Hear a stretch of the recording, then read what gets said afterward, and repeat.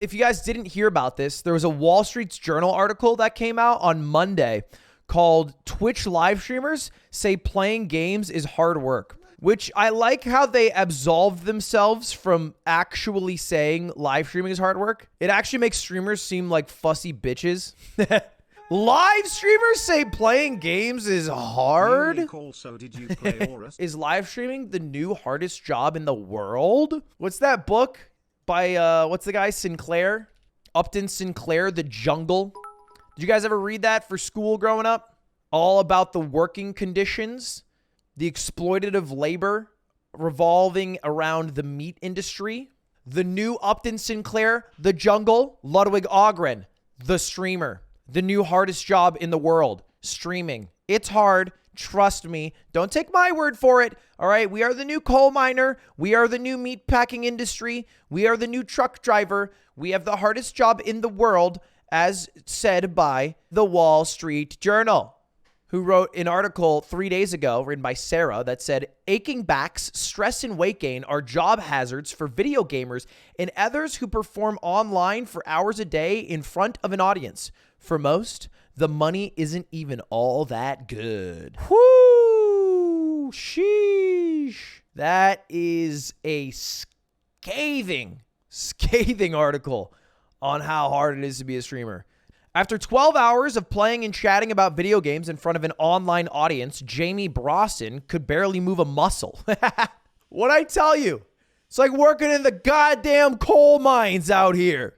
I woke up the next day with no voice, puffy eyes, and my whole body was sore. So the 29-year-old who was trying to grow her fan base last year as a live streamer on the popular app and website Twitch Interactive. What might seem like a dream job for some, getting paid to entertain strangers by playing video games or doing about anything while people watch a live stream, isn't as easy as it would look. It is not as easy as it looks. I agree with this.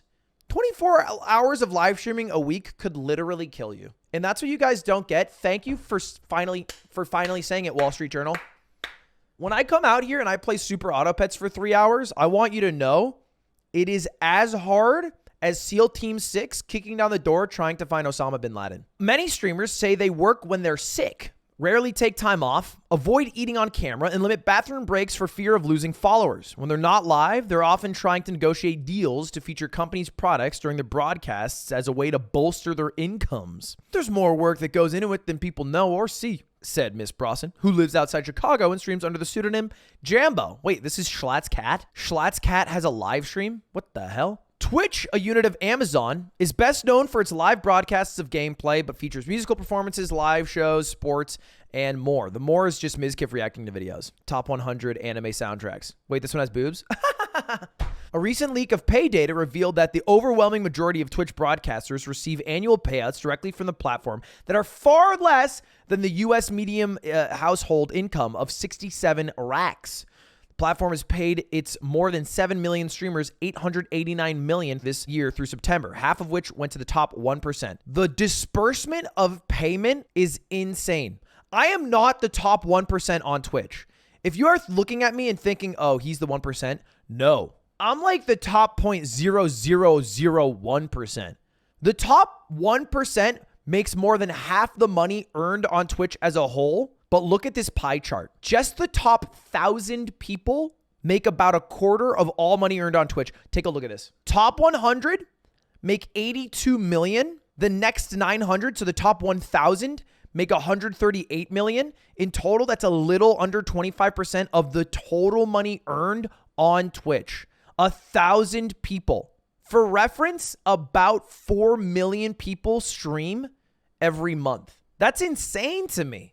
Most people on Twitch barely make any money. I think Retro Gaijin is the ideal example of a streamer. Because like when you think of streamers, you think of people like XQC, but that's like the top 0.00001%. Retro Gaijin, still, by the way, in the top like 1% easily. But he makes about $75K a year off of Twitch, which isn't crazy. $75K a year? I mean, that's about the income that you can expect from like a tenured teacher salary even. I would say if you are the 3,000th biggest streamer in the world, right? 3,000th biggest in the world, you are making an average of $37,000 a year.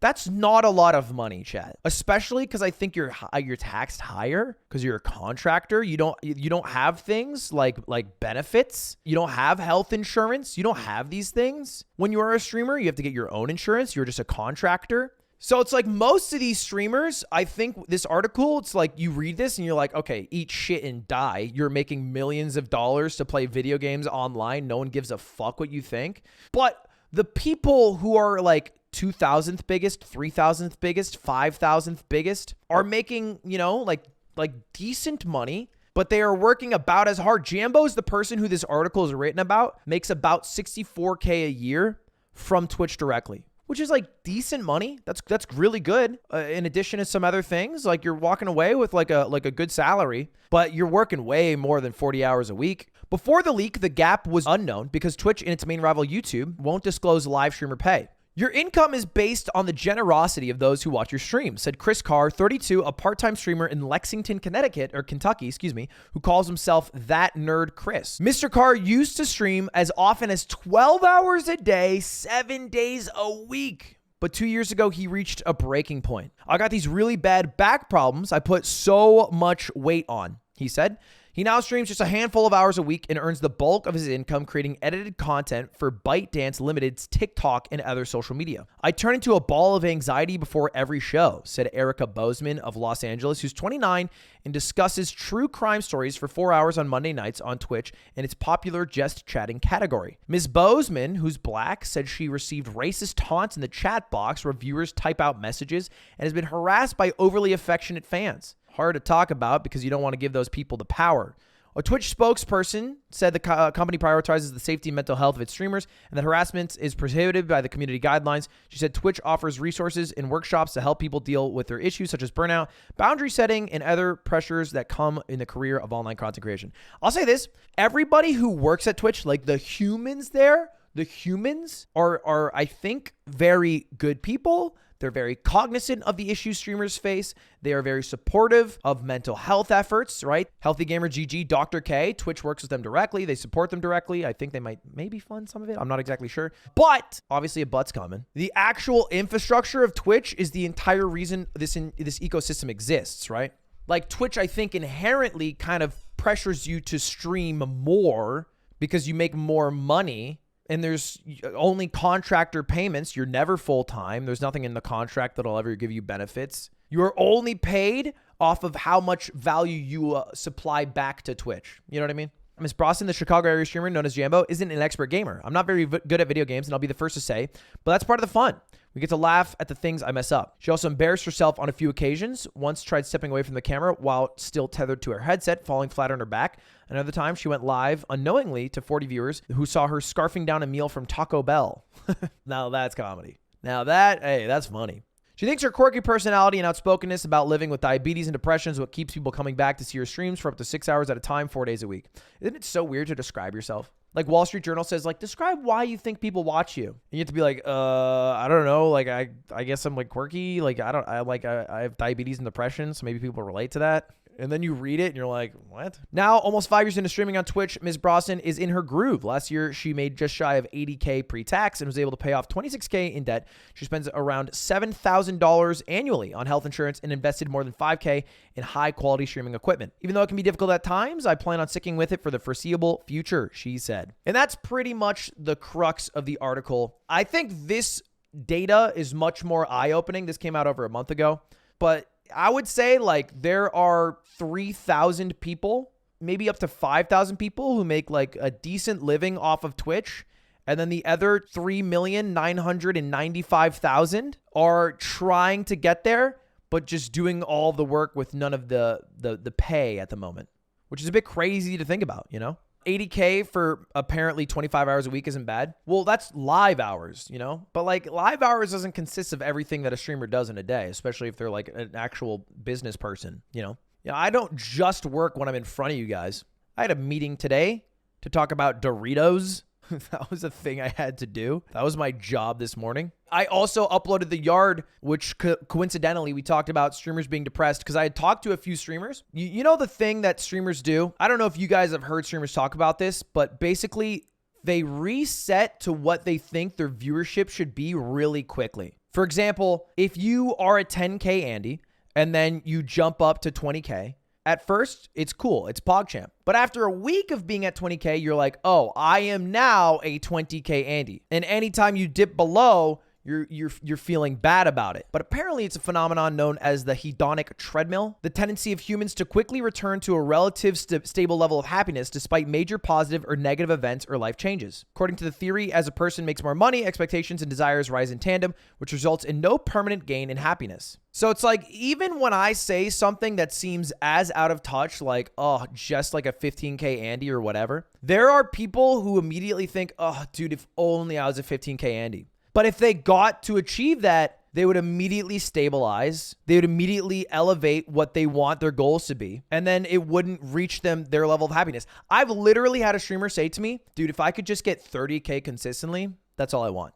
Which is like, yeah, for sure, dude. 6 months ago, you said the same thing about 25K. A year ago, you said the same thing about 20K.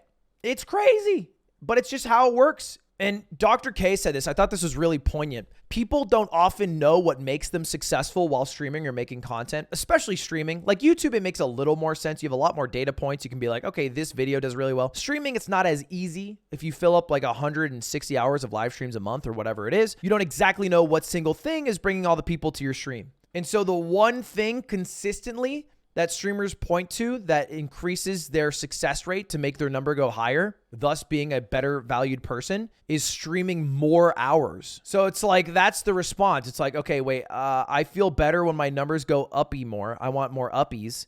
How do I get more uppies? I just stream more hours because then I'll get more uppies because people like when I'm live. And then you get to the point where people are going to start experiencing like burnout and things of that sort. It's tough, dude. Quality over quantity. The thing is, if you tell a streamer quality over quantity, they won't know how to achieve that, because most streamers who are successful now, I wouldn't say are there because of quality. They're there usually because of low expectations from viewership and who they are naturally.